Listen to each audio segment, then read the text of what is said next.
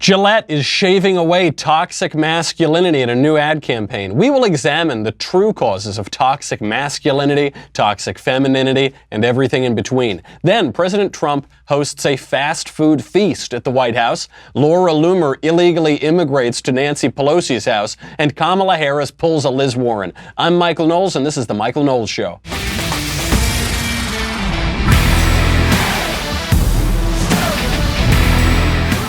Get ready for a lot of toxic Michael-inity today. You're going to get a heavy dose of it. There aren't enough Gillette razors in the world to shave all that away. But first, let's make a little money, honey, with ExpressVPN. With all the recent news about online security breaches, it is hard not to worry about where my data goes.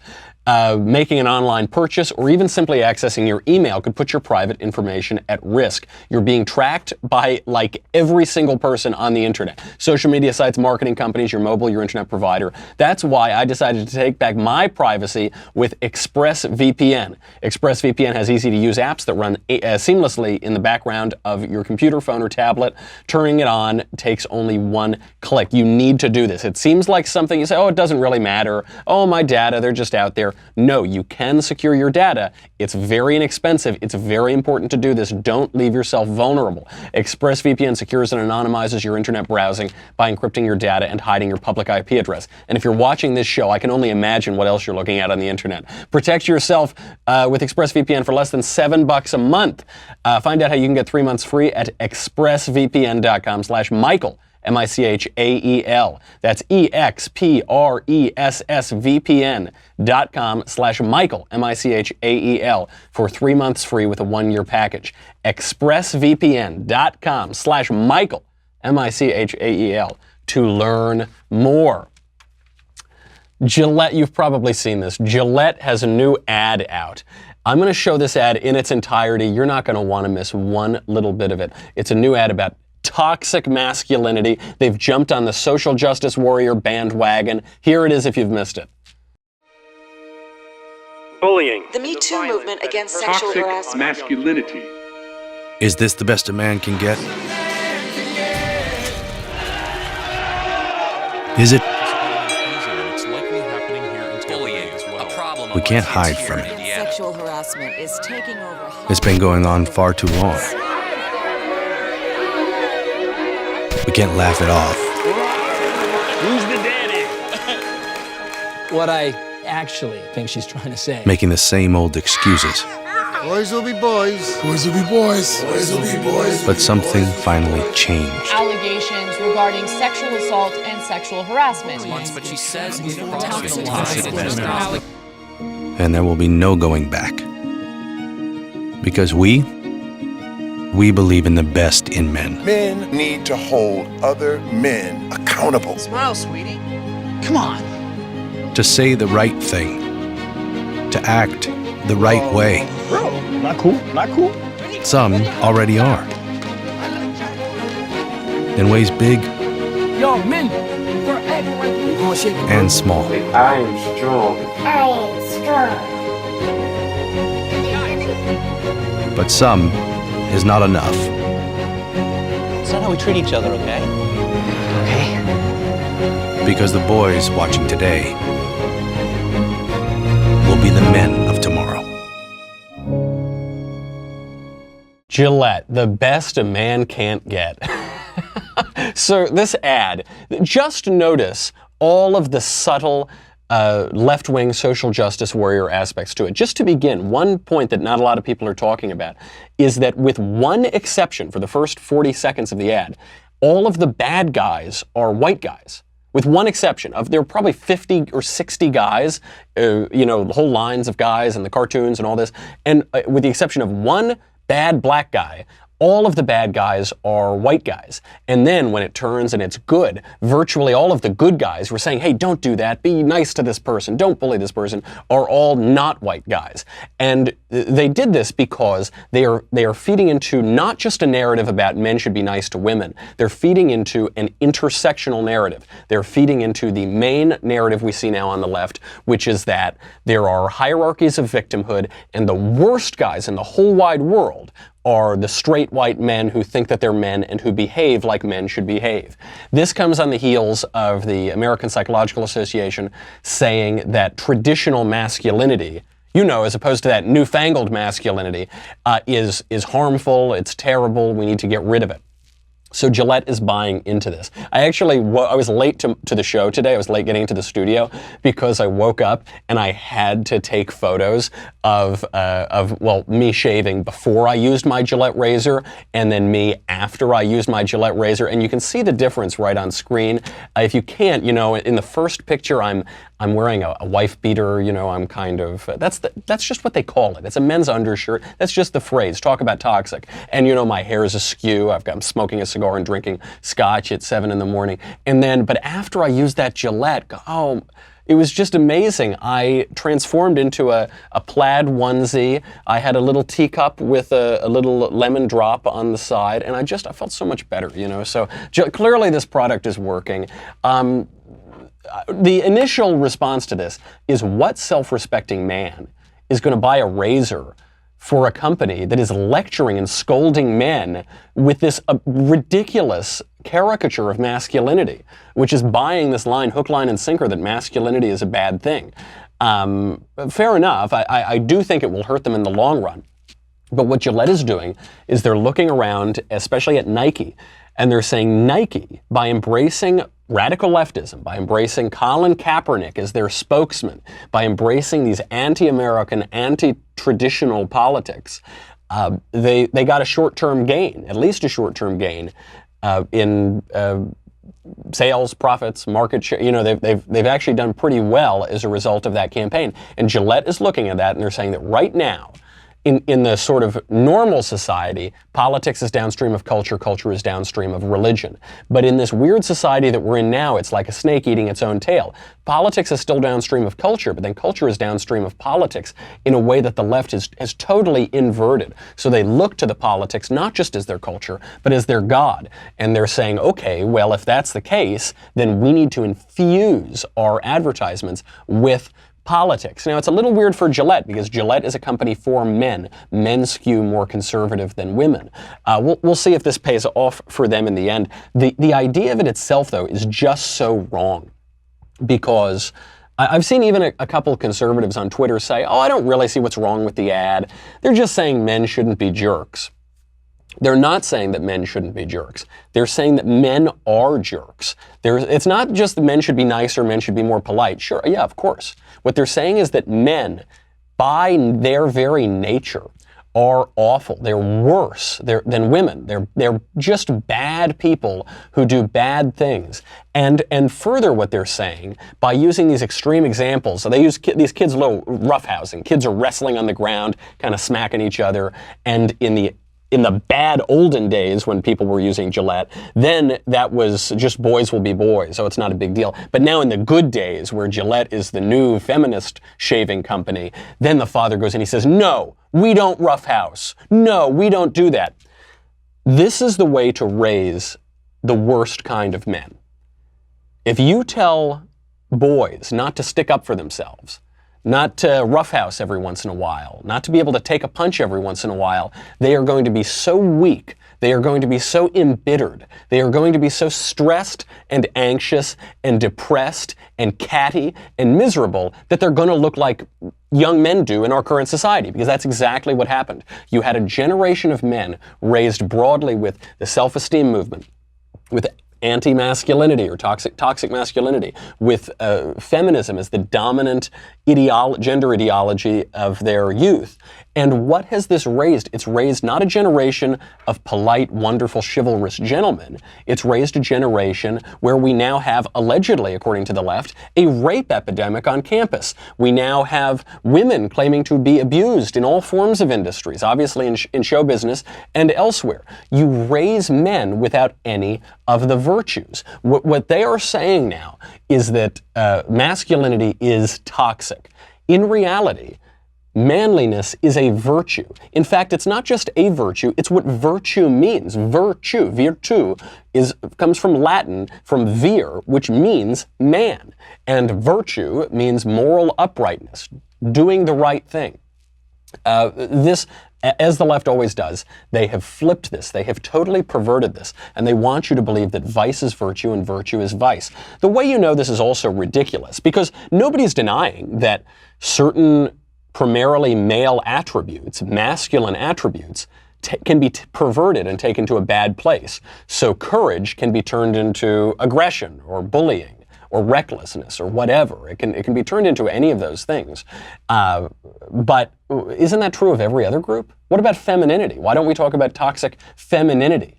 If I came out and I talked about toxic femininity, I would be labeled a bigot or a sexist or a misogynist or whatever. A friend of mine posted on Facebook the other day, it was a picture, and she said, I've been stopping mansplainers for a very long time.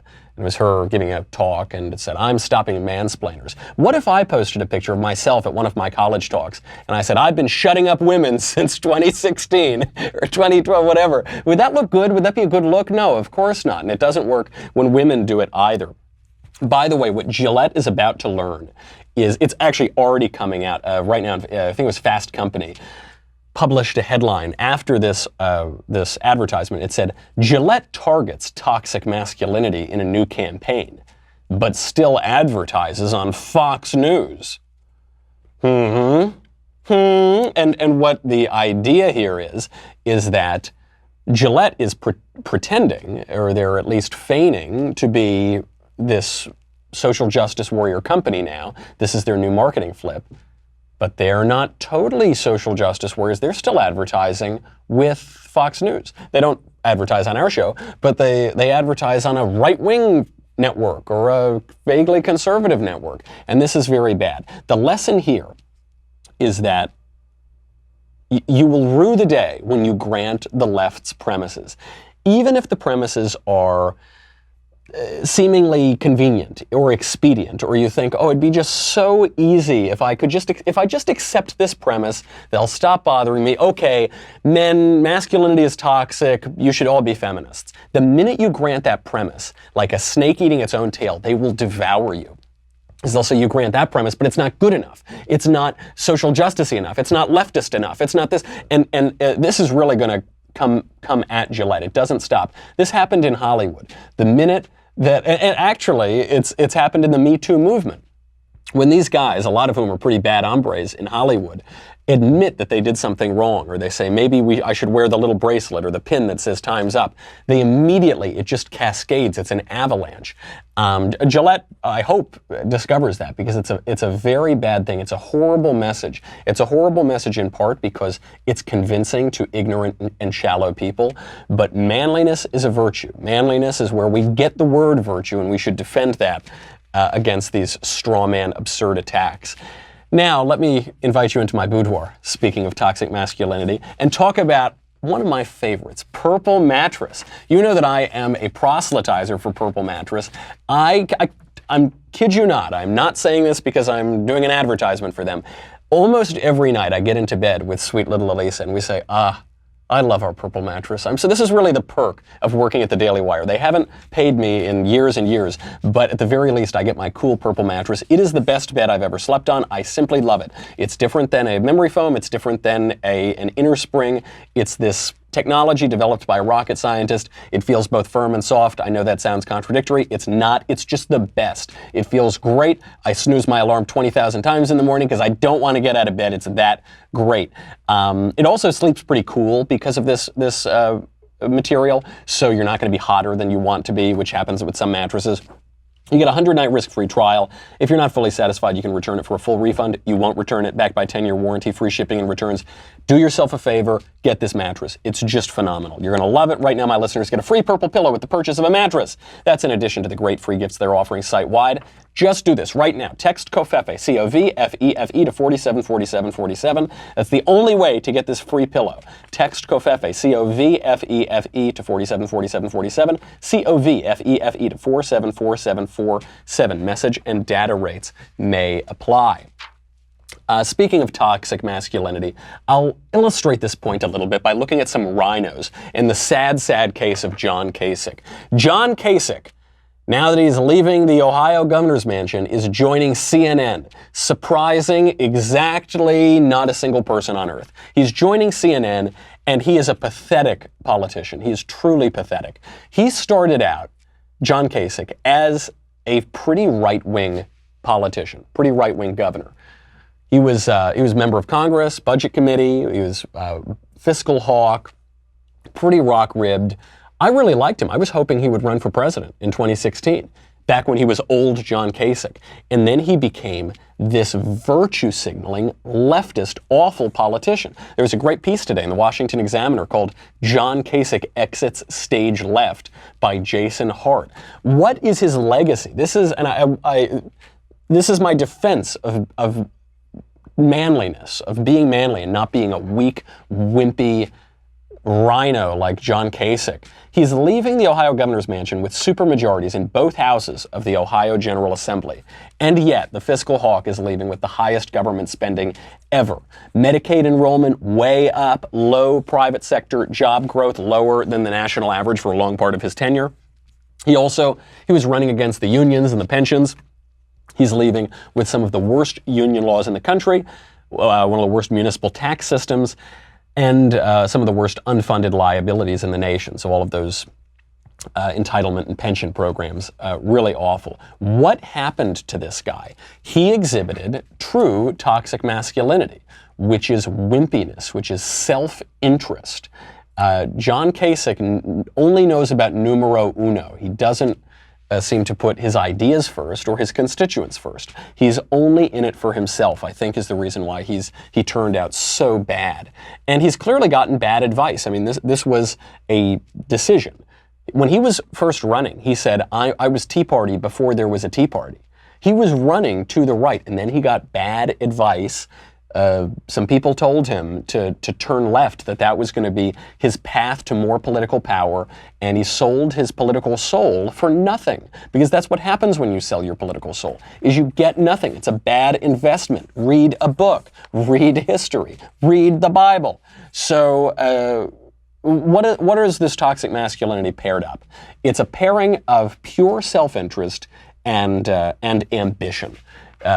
You've got to be really wary about this because I think this is how leftism spreads in our culture, is people are purely self-interested and they're very ambitious, and so they're willing to make a deal with the devil. They're willing to say, well, look, if I speak the truth, if I say that men aren't women, if I say that up is not down, if I say that unborn baby is not just medical tissue, as some activists are saying today.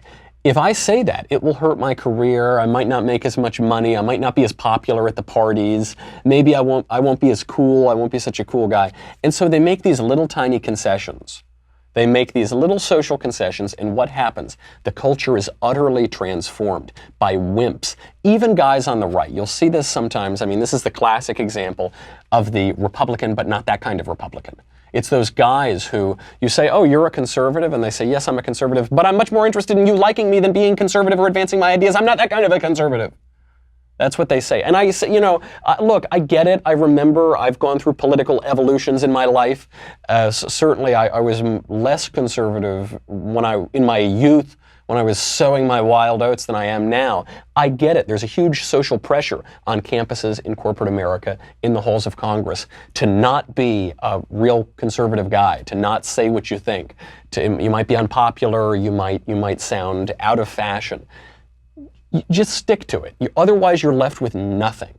I think, who was it? It was Dean Inge who said, the man who marries himself to the spirit of the age will find himself a widow in the next. And that's what's happening right now. John Kasich is mourning the death of his political career. He really could have been a contender in 2016 if he had remained a conservative and a Republican. He now thinks he's going to primary Donald Trump in 2020. Good luck, pal. Great. I hope he does. I think it'll really unify the base around Donald Trump to see this wimp, this pathetic failure of a politician, go out and run his mouth about what? What is he fighting for? All the things he was fighting for, he betrayed. So he's just fighting for his own pride. And that's what it is. It's pride. It's not just John Kasich you see this in. You see this with an old GOP operative named Steve Schmidt, who's now left of Vladimir Lenin and running to make the people at MSNBC like him. Please, like me, guys. Here he is on MSNBC talking about Trump's Oval Office speech. And you consider that speech, what a powerful argument it makes against the theory of evolution. As we look at the continuing debasement of the office of the presidency of the United States. We saw from Trump today the typical lying, the racial demagoguery, the nonsense, the spinning of crises out of whole cloth. They will reopen the government, and at that point, what will become clear is that even the Republican minority in the House, the Republican majority in the Senate, will have joined every world leader, most of the American people, as a group who do not take this man seriously at all. They look at him as a joke, a clown, and a farce.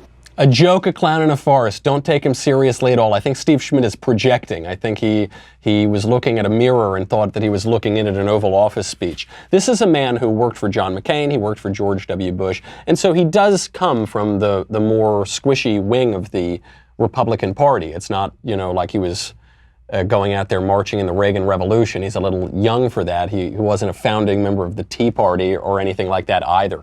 But just to illustrate what a squish, what moral weakness, what toxicity this displays.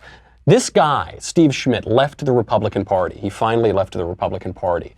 And it's being talked about as though he left it specifically over Trump. But it wasn't just Donald Trump. The reason that Steve Schmidt left the Republican Party specifically is because Donald Trump kept his campaign promise, which was the campaign promise of Barack Obama. It was the campaign promise of George W. Bush to move the U.S. Embassy in Israel to the capital of Israel, which is Jerusalem. When Donald Trump did that, not when he lied, not when he said something racially insensitive, not when he exceeded his powers of the executive, when Donald Trump kept his promise and the promise of Steve Schmidt's own boss, who didn't keep that promise. That was what made Steve Schmidt leave the Republican Party, because he would prefer wimpy, girly men who lie, who don't keep their word because it's nice and it's polite. And that way, a group of people in the Middle East who elected Hamas to represent them, who elected a terrorist group to represent them, maybe then they'll like Steve Schmidt. See, guys, I'm cool. I'm not that harsh on terrorism. Don't you like me? Like me, please. It's pathetic. It's pathetic. And it comes from pride. It ultimately comes from pride. Because this guy just needs to be liked. You got to be a little careful about politicians who are desperate to be liked, who want, look, a little bit of seeking out the applause and seeking out crowds, that is a professional hazard of politics and show business. It's a requirement of it, really. But you've got to differentiate between the people who are willing to say tough things and don't care if, the crowds around them don't like them, and the people who are willing to change what they say to any given audience, no matter how the political winds turn. That's the difference. I mean, you look at somebody like Mitt Romney, and any room he talks to, at any different day of the week that he talks to, he says something different. He's trying to appeal to them. He's so desperate for their affection. It comes from a pride, and it comes from a ruthless ambition. That's truly toxic. But that has nothing to do with manliness. Steve Schmidt, that's not a manly man. That's a weak guy taking pot shots because he's betrayed his own principles and he's left with nothing. He's left with nothing but the corpse of his political career. Same as John Kasich. We will get to a good version of masculinity. Probably Gillette wouldn't like it very much, but I certainly liked it. The Donald Trump Fast Food Summit, the fast food feast at the White House last night with Clemson. We'll get to Laura Loomer illegally immigrating to Nancy Pelosi's house, 2020 Kamala Harris campaign, and then if we have time, we'll talk about Steve King. But first, I have got to say goodbye to Facebook and YouTube. And by the way, this Friday, this is a really important event. Ben Shapiro, the big boss himself, will be taking his show on the road to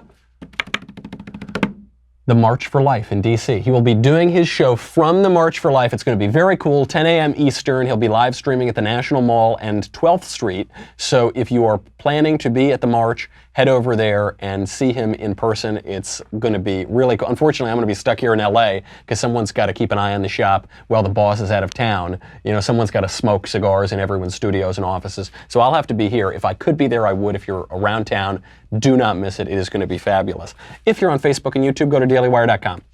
$10 a month, $100 for an annual membership. You get me, you get the Andrew Klavan Show, you get the Ben Shapiro Show, you get the Matt Walsh Show, you get to ask questions in the mailbag, get them in, that's coming up on Thursday. You get to ask questions in Backstage, we were doing that a lot more these days. You will get to see Another Kingdom, you'll get everything. And you'll get this. You will get the Leftist Tears tumbler. And this is very important because, you know, sometimes when people shave, they use water, you know, they use a faucet, maybe they use shaving cream. But if you have the Leftist Tears tumbler, you can just pour those salty Leftist Tears all over your face, and it's the perfect aftershave. It stings a little bit because of how salty it is, but it just gives you a beautiful scent all the rest of the day. You get to smell, you get to maybe stick your tongue out and just taste some of those delicious Leftist Tears. It will set your day off right first thing in the morning. Go to dailywire.com, get your Leftist Tears aftershave tumbler, and we will be right back with a lot more.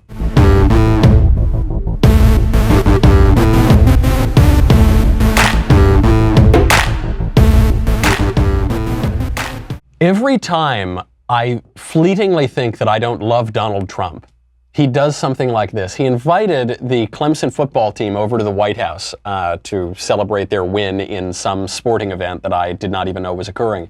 And apparently this was a big deal. And the trouble is the government is shut down. So there was nobody there to cook all the food and serve all the food. So Donald Trump, rather than canceling the event, he had a stroke of genius. And by the way, to talk about Providence at work here, Donald Trump caters the whole event with fast food last night. McDonald's, Burger King, Wendy's, pizza, you know, just all of this fast food on silver platters with chandeliers, with candles, you know, it's so beautiful. Last night, before this happened, before I saw this, I was driving home, and I actually don't eat McDonald's that much, and I had a hankering for McDonald's, and I drove about a mile out of the way, or 2 miles out of the way, to go get it. And I said, why do I want McDonald's right now? If you doubt Providence, just remember that. I think this is going to be the new proof of the existence of God. Here is Donald Trump using this event with political brilliance. Great American food, and it'll be very interesting to see at the end of this evening how many are left. Do you prefer McDonald's or Wendy's? I like them all. That's a tough question. If it's American, I like it. It's all American stuff. So, but it's good stuff. And we have the national champion team, as you know, Clemson Tigers, and they had a fantastic game against Alabama. We have pizzas, we have 300 hamburgers, many French fries, all of our favorite foods. I want to see what's here when we leave, because I don't think it's going to be much. The reason we did this is because of the shutdown. We want to make sure that everything is right. So we sent out, we got this, and we have some wonderful people working at the White House. They helped us out with this. And I will say the Republicans are really sticking together. It's great to see because we need border security. We have to have it. We have to have it. No doubt about it. Should have happened 30 years ago, 20 years ago, 10 years ago. And it's going to happen now. It's going to happen now. Thank you very much, everybody. Thanks, guys. Enjoy your food. Never, this is the rule. This is the, you know, never get into a fight with a Sicilian when death is on the line, never engage in a land war in Asia, and never challenge Donald Trump to a battle in the media. He is the master of the media. So what he did, there was this event on the calendar to hang out with the Clemson football team, and he says, okay, we'll still do it, and I will take this event, and I will turn it into an instantly viral promotion, advertisement for my border wall during the government shutdown. So the news, they've been covering how awful he was, how awful the Oval Office speech was. It's terrible. They tried that. They hated that. So then he goes out and he creates an event that even his opponents can't hate. There was a photo of him going around sort of smiling in front of this beautiful long table filled with silver trays of hamburgers. And they were all joking. Even his opponents were joking. They said, this is the Hamburglar.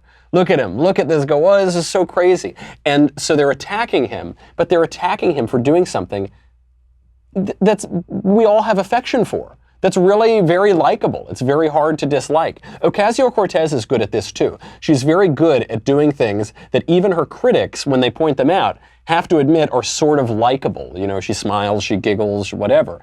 And so Donald Trump does this just to a whole nother level. And you'll notice there wasn't a lot of Chipotle at that event. Not even Taco Bell, which I like. It was all American. He said it's all good American food. And what this did was this triggered the left in a way, in two ways. First, they attacked his wealth. They said he's obviously not a billionaire, because if he were a billionaire, he'd have good food instead of that disgusting fast food.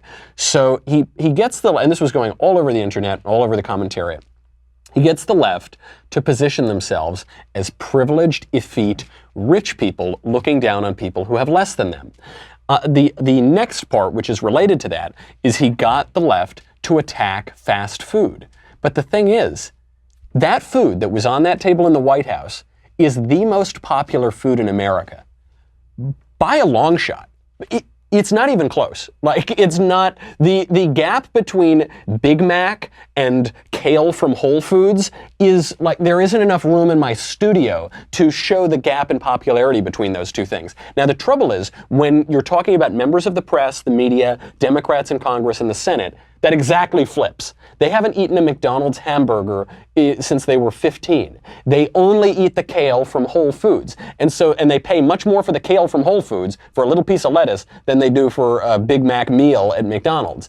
And so you have them looking down on that, and you have the rest of America saying, wait a minute, I love that. That sounds great. They're all saying how awful it is that Donald Trump invited the football team and he just served them fast food. That's disgusting. And the rest of America, the rest of us, as I'm sitting there literally eating a double quarter pounder with cheese as this is happening, I'm saying, I love that food.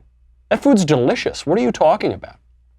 Then they try to attack it from another angle. They say, wow, Donald Trump, he's playing into a stereotype that college jocks like to eat a lot of fast food. Well, guess what? All the food was gone by the end of the night. You know why? Because college jocks love to eat a lot of fast food. Not just college jocks. Every college student likes to eat a lot of fast food. Not just every college student. Most Americans do. It was a masterstroke, because as every one of those little memes was going around of Donald Trump standing in front of 300 hamburgers, you then have that video going around where he says, yep, the reason we're doing these hamburgers is because of the border shutdown, but that's okay. I'm not going to complain. I'm not going to complain. And this is another aspect that he's demonstrating. He doesn't always demonstrate it, but he's demonstrating it here, of manliness, of masculinity, is you need gratitude. You need gratitude. You need humility. Trump actually, ironically, he does have humility. He jokes about himself. He makes a lot of jokes about bragging, but he also makes jokes about himself. He says, the only good thing about me is I don't drink. I'd be the worst drunk in the world. I'd be terrible. Right? He makes these jokes about himself, even as he's joking about how funny he is, how great he is, how rich he is. And you need a little bit of gratitude, though. And he's saying, look, I'm not going to complain that we got to eat this food. Everybody likes fast food. It's our favorite food. It's good and American. We're going to have a great time here tonight. That makes you a bigger person. It makes you a much better person. To be a man, you need to be able to look back on your history, on your forefathers, on everything in civilization that has led you to where you are. And you need to not hate it. If you hate it, you become whiny and miserable like the left. You become catty like all of these girly men on the left wing.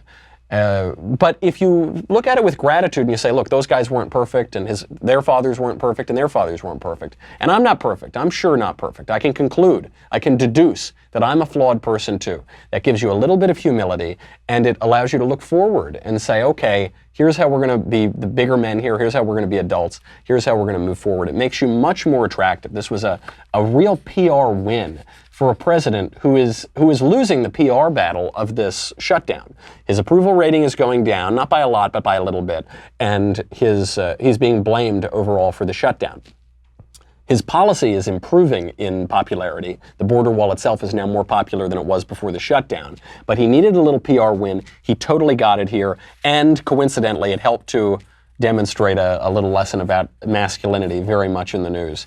You're even going to see this now. So they make fun of the airport or the fast food. You're going to see this with the airports too.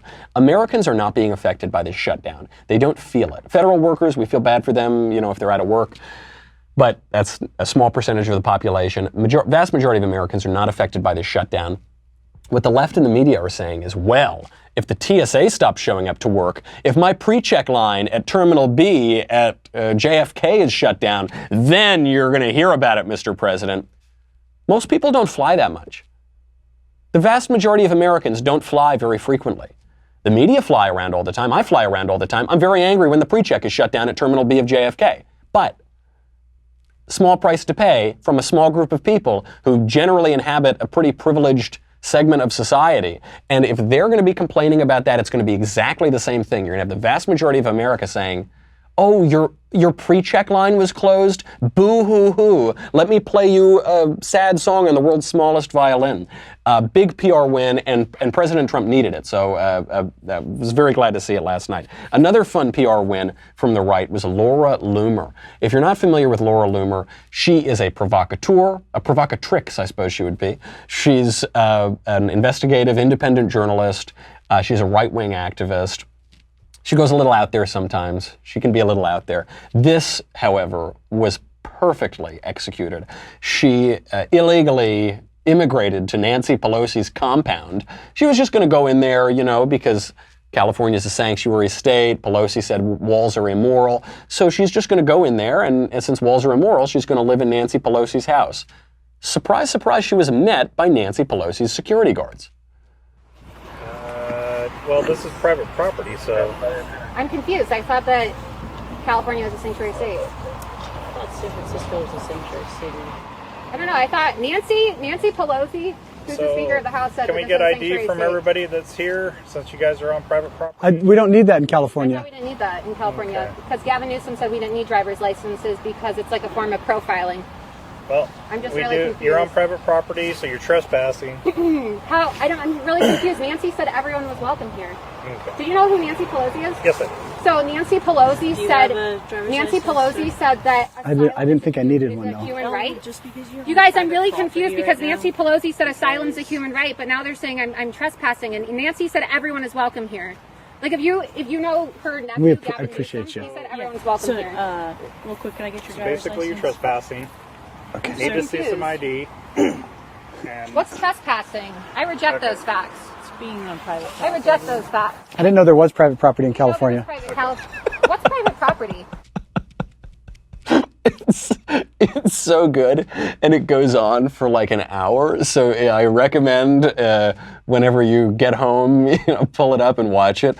The right is so much better at trolling than the left. It's outrageous.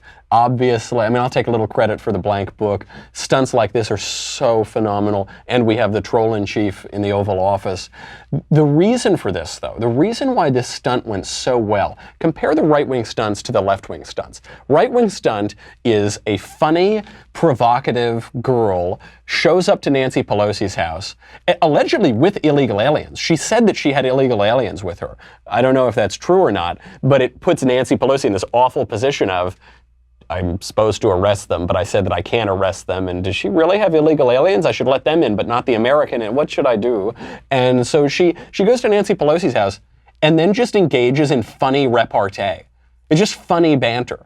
She didn't kick down Nancy Pelosi's door. She didn't scare Nancy Pelosi's family in public or at their home or anything. She just engaged in repartee to explicate how absurd Pelosi's immigration position is, how incoherent her immigration position is, how she doesn't really believe that walls are immoral because she has many walls and security guards herself. Compare that to the left. What the left does is it sends roving gangs of thugs to Tucker Carlson's house, kicks in his door, breaks his door, has his wife hiding in the pantry safe room until the cops show up, lighting up fire in the streets in Oregon. They're just not that funny. Now, humor requires intelligence and wit. So maybe that would explain some of it. But it also explains these very virtues that we're talking about today with toxic masculinity and with good, virtuous manliness, which is Laura Loomer here is prudent. She didn't kick in anybody's door. That wouldn't serve any purpose. She did apparently try Nancy Pelosi's knob. Said, oh, that's so weird, it's locked. But why is it locked? Locks are immoral. Walls are immoral. So she did, but she was very prudent. She was very respectful to the police, played it totally straight, very humble. She goes in, it's not just about her, it's about these ideas. It's about Nancy Pelosi's own words being used against her. Everything's in balance here. Everything has a sense of proportion. Everything has a good sense of humor. Really, really good stuff. I hope that we get more of this. You know, the right should never engage in what the left does, which is go and scare people and kick in their doors or anything like that. But we should do this. This is terrific. To go up to Nancy Pelosi's gate and engage in funny repartee with the security guards, that's terrific. That's fabulous. If we had a society like that, we would all be living in wonderful good humor, and we'd all be very grateful for it. Nothing threatening, nothing mean, just taking the Nancy Pelosi's premises to their logical conclusion, which is that Laura Loomer should be able to illegally immigrate onto her property. Those guys are asking her for IDs. The entire Democrat Party tells us that IDs are racist. Why is this Democrat Speaker of the House, why are her security guards asking for a mechanism, an instrument of racism and bigotry? Because Democrats don't really believe that IDs are racist. They're just cynical, and they're just race hustling, and they're just trying to divide Americans. Laura Loomer showed that beautifully. Mwah. My hat is off to you. Really, really well done. Kamala Harris, running for president. She's put together a mood mix because, as Steve Buscemi says when he walks in with his skateboard over his shoulder, how do you do, fella kids? Hey there, fella kids. Here is Kamala Harris doing her best rendition of How Do You Do, Fella Kids? Hey, it's Kamala Harris, and this is my mood mix.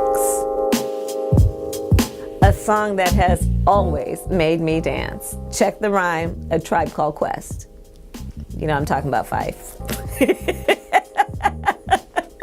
A song that has to be played loud because you have to hear the bass.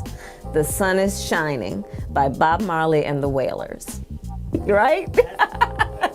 The sun is shining and a song that reminds me of Howard University, my alma mater, the Mecca, the real HU. Push It by Salt and Pepper. Because it was a real hit song when I was there. Favorite song from my childhood, Young, Gifted, and Black by Aretha Franklin. A song that makes me think of my birthplace, Oakland. Anything by Too Short. Too Short! A presidential song for anyone. One Nation Under a Groove by Funkadelic. One Nation Under a Groove. The only thing I agree with her on there is I actually do really like Funkadelic, and I do like One Nation Under a Groove. Everything else, though, how pathetic. Let's just go through it, because she's really given us a glimpse into what this 2020 campaign is going to be like. First of all, she's laughing too much in too identical a way. It just seems contrived. I don't know if it's contrived. I suspect it is. It's that Hillary thing, that I'm likable. Look how likable and casual I am. It doesn't play.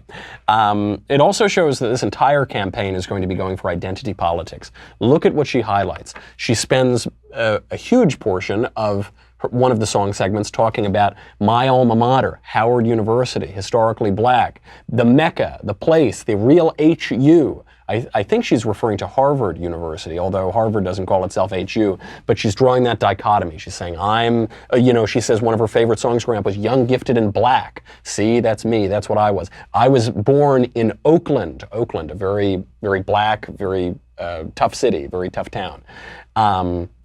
She's smart to do this in a way because it's her only shot to do anything to become president. She has to lean into the intersectionality vibe. She has to play race politics. I mean, she actually doesn't have to do it in a normal political structure. She's fairly intelligent. She's had a good career. She should be able to run on her own merits. But in this day and age, in this Democrat Party, she can't do it. The one trouble she's going to run into on identity politics is she's not actually Black American. In the way we would refer to that. She's half Indian and half Jamaican. Her father is a Stanford economics professor from Jamaica. Her mother is a breast cancer scientist. So it really cuts. She's playing it up as though she grew up in Oakland and, you know, rough and tumble and young, gifted, and black. But really, she grew up in total privilege, and she didn't grow up in Oakland. At the age of 7, she moved to Canada. She moved to Montreal. She lived in Canada until she went to college. And so she totally grew up in Canada. You've got another Ocasio-Cortez thing here. She grew up privileged, intelligent, half Jamaican, half Indian. She's a lawyer who was in Canada, and she's going to pretend now to have grown up on the mean streets of Oakland, a career politician who is trying to reinvent her identity to play into what is unfortunately going to be an identity politics-based Democrat 2020 presidential primary. It's too bad for her. She actually does have a lot of credentials. She's had a good career. She could run on the merits. If this were any other time and if she were a member of any other party. But she's not, and I fear for her. She's not likable. She's not casual. She's the poor man's Alexandria Ocasio-Cortez, like the really poor man's Alexandria Ocasio-Cortez. So I think she's going to flop on that point. You know, authenticity really matters these days, especially in presidential politics, especially after the age of Donald Trump, or in the age of Donald Trump. And she's going to get hit for an inauthentic representation of her upbringing. It's going to happen. It's not going to come from Republicans. It's going to come from other Democrats who are going to say she's not the real deal. She's not authentic enough. And that's what you have to look forward to, because a circular firing squad is always entertaining to watch in politics when it's your opponents doing it. Okay, that's our show. We didn't get to everything. We'll try to get to more tomorrow. In the meantime, I'm Michael Knowles. This is The Michael Knowles Show. I'll see you tomorrow.